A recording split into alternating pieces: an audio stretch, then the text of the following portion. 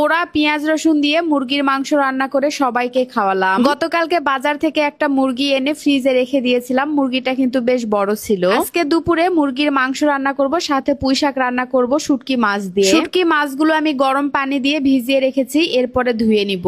এদিকে মুরগি থেকে বরফও ছেড়েছে, তারপরে আমি সামান্য একটু হলুদ দিয়ে মুরগির গায়ে ভালোভাবে মেখে নিচ্ছি। এভাবে হলুদ দিয়ে মুরগি হাঁস পোড়ালে চামড়া পুড়ে কালো হয় না, আবার মাংস খেতেও স্বাদ লাগে। অন্যান্য মুরগির চেয়ে এই মুরগির মাংস খেতে কিন্তু অনেক বেশি স্বাদ লাগে। এই তো মুরগির গায়ে ভালোভাবে হলুদ মাখানো হয়ে গেল, এখন আগুনে সেকে নিব। মুরগিটা ডিম দিত, ডিম দেওয়া মুরগির সাধারণত তেল বেশি হয়, তাই পোড়ার সময় তেল বের হচ্ছে। মুরগি তো পোড়া হয়ে গেল, উপরে যে ছোট ছোট লোম ছিল তো সেগুলো বেছে নেওয়ার পরে এখন কেটে নিচ্ছি। এই মুরগির মাংস খেতে কিন্তু অনেকটা দেশি মুরগির মতো লাগে, তবে মাংসগুলো অনেক বেশি শক্ত। যাই হোক, মাংস তো কেটে নেওয়া হয়ে গেল, আর দেখেন ভিতরে কতগুলো ডিম ছিল। ডিম দেওয়া মুরগির চর্বি যেমন বেশি থাকে, তেমনই খেতেও কিন্তু স্বাদ লাগে। এখন মাংসগুলো ভালোভাবে ধুয়ে তারপরে রান্নাটা বসিয়ে দিব। আজকে সকালবেলা ঘুম থেকে উঠতে উঠতে দেরি হয়েছে, তাই সকালের খাবারটা 11:30টার দিকে খাওয়া হয়েছে। মাংসগুলো ভালোভাবে ধুয়ে নিলাম, এবার কয়েকটা পেঁয়াজ রসুন পুড়ে নিব। পেঁয়াজ রসুন গুলো একটা কড়াইয়ে একেবারে পোড়া পোড়া করে ভেজে নিব। পোড়া পেঁয়াজ রসুন দিয়ে মুরগির মাংস, হাঁসের মাংস, গরুর মাংস রান্না করলে খেতে কিন্তু অনেক বেশি স্বাদ লাগে। আমি তো মাঝে মধ্যেই পোড়া পেঁয়াজ রসুন দিয়ে মুরগির মাংস রান্না করি। পেঁয়াজের খোসাগুলো ফেলে দেওয়ার পরে হালকা করে পেঁয়াজগুলো থেতে নিলাম। রসুনগুলো গোটা গোটায় দিব, তাই রসুনগুলো না থেতে শুধু পেঁয়াজগুলোই থেতে নিলাম। সবকিছু রেডি করে নিলাম। এখন এই তো মাংসের মধ্যে একে একে মশলাগুলো দিয়ে দিচ্ছি। প্রথমে থেতা করা পেঁয়াজগুলো দিয়ে দিলাম, তারপরে সামান্য একটু কাঁচা পেঁয়াজও দিয়ে দিলাম। আমি কিন্তু সব সময় আমার হাতে তৈরি করা হলুদ গুঁড়া, মরিচ গুঁড়া দিয়েই রান্না করি। আপনারা অনেকেই জিজ্ঞেস করেন, আপু হলুদ গুঁড়া, মরিচ গুঁড়ার কালার কেমন হবে? আজকের রান্নাতেই কিন্তু আপনারা দেখতে পাবেন আমার তৈরি করা হলুদ গুঁড়া, মরিচ গুঁড়ার কালারটা আসলেই কেমন। খুবই গুরুত্বপূর্ণ একটা কথা আপনাদেরকে বলতে চাই, আপনারা যারা হলুদ গুঁড়া, মরিচ গুঁড়া এবং সরিষার তেল অর্ডার করবেন, অর্ডার করার সময় অবশ্যই আপনাদের নিজেদের নাম্বার দিবেন, এতে করে সুবিধা হয়। ডেলিভারি ম্যান আপনাদেরকে বারবার ফোন দিয়েও যদি না পায়, তাহলে সেখানে বিরক্ত হওয়া খুবই স্বাভাবিক। তাই আপনাদের কাছে অনুরোধ থাকবে, প্লিজ এই ধরনের কাজ কখনোই করবেন না। এতে করে আমার ডেলিভারি চার্জ লস হয়ে যায়, আর আমার লস করে আপনাদের কোনো লাভ নেই। যাই হোক, মুরগির মাংস তো বসিয়ে দিলাম, এই পাশে শুটকি মাছ দিয়ে পুঁই শাক রান্না করব। সাথে একটু মসুর ডালও দিয়েছি। মসুর ডাল দিয়ে এভাবে পুঁই শাক রান্না করলে খেতে কিন্তু অনেক বেশি স্বাদ লাগে। তবে শুটকি মাছের চেয়ে ছোট মাছ দিয়ে রান্না করলে বেশি ভালো লাগতো, কিন্তু বাসায় ছোট মাছ ছিল না, তাই শুটকি মাছ দিয়ে রান্না করতে হচ্ছে।